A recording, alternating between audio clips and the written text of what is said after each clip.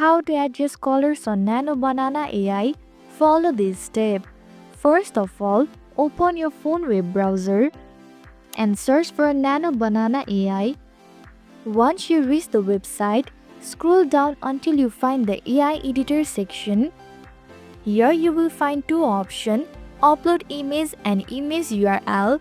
Make sure you are in the upload image section. Furthermore, tap on click or drag image and select the image you want to edit.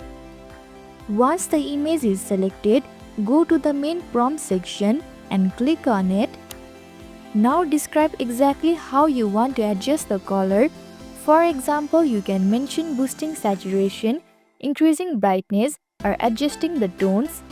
Once you finish writing your prompt, hit the generate button.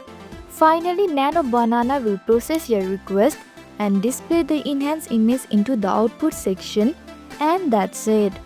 This is how you can easily adjust the color of your photo using NanoBanana.